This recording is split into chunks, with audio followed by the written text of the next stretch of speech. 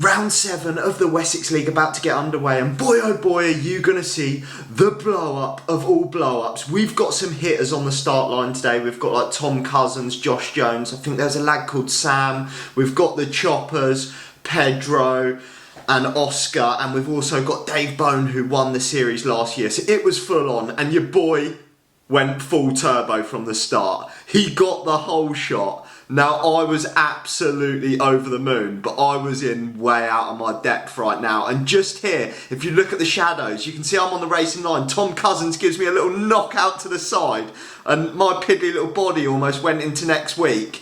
But I'll let him off because it's rare that I can say I've ever been in front of Tom Cousins in a bike race. But he came round me after that, and he is an animal. Look at the power I'm putting out, and he's just pulling away from me. Admittedly, the course was dry and fast, and I am running mud, so everyone's going to say, oh, it'd be so much quicker, but I didn't have that option, so I'm on the mud.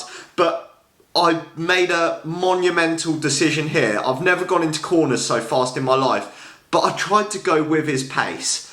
Now, Tom is like pretty much a podium racer, a top 10 racer nationally and in the UCI category. So this was a stupid idea.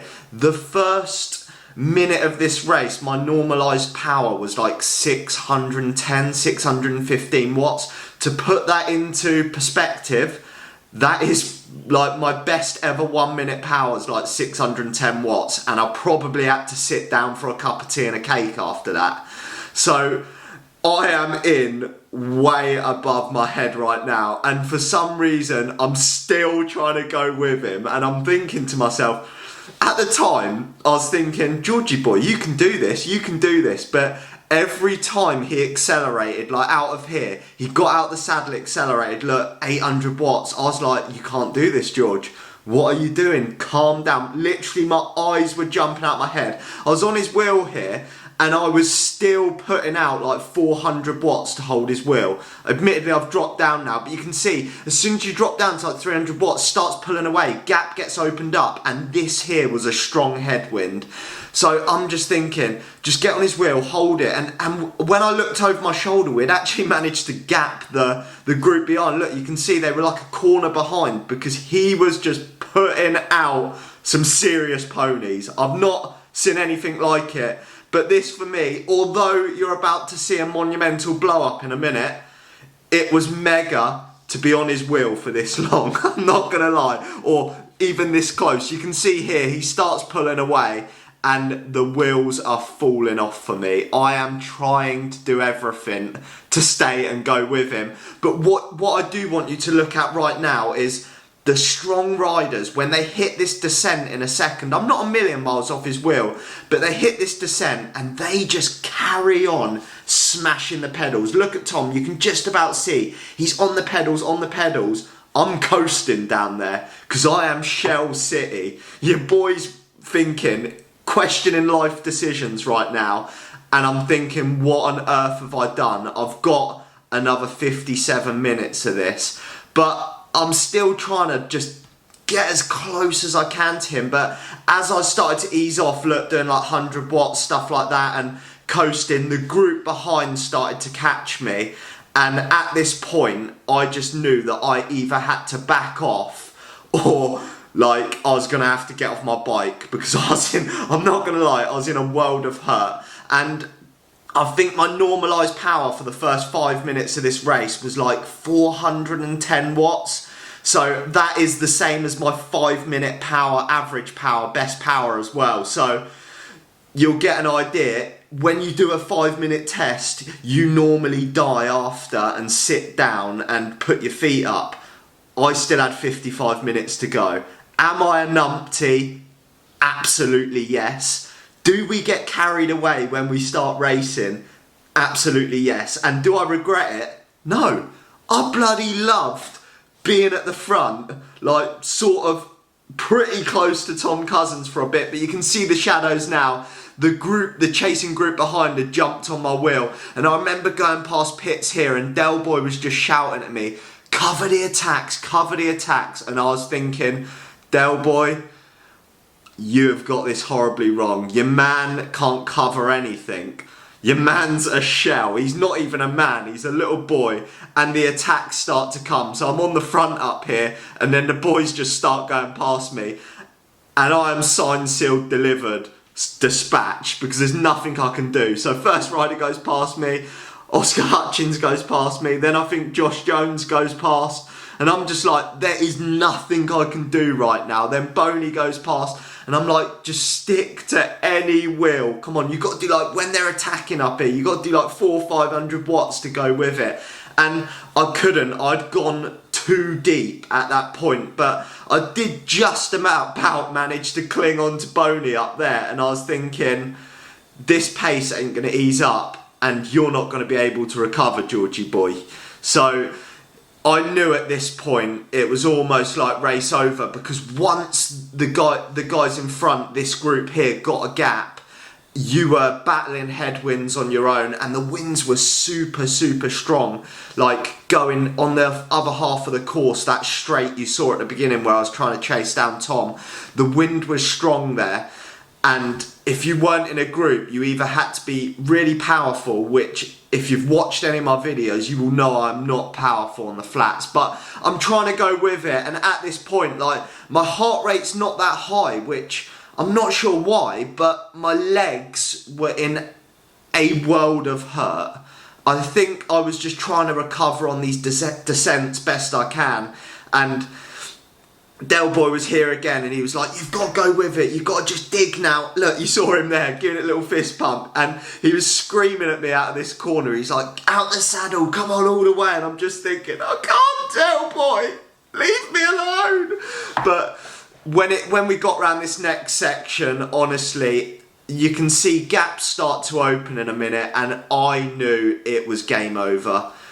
Absolutely, we are 6 minutes into the race. I had to spike a little bit to get on Boney's wheel, but he's quite small, so he's not, you don't get that much of an aerodynamic benefit being on Boney's wheel. I'm not gonna lie, hopefully he doesn't see that and hears me saying he's small, but he's not the biggest of riders to get a draft off, that's for sure. And I think it's just here, or the next bit, where he puts a little bit of a gap into me out the corner, and I don't hold his wheel. And at the point when you're already struggling to then have to close down a gap, look, you can see I'm letting the wheel go, having to spike.